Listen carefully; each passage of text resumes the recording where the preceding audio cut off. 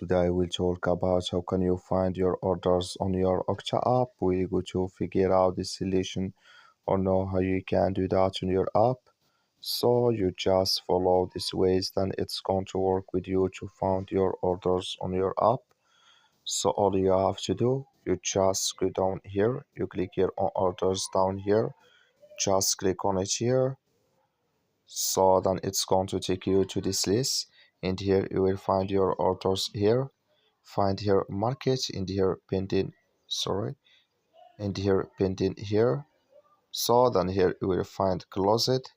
In my market here I have no orders yet, but if you have it you will find it here on your Octa app. So that's all you have to do to find your orders on your Octa app. That's all. I wish you a great. Thank you for your watching. Don't forget to support us by liking, subscribe. Thank you for your watching.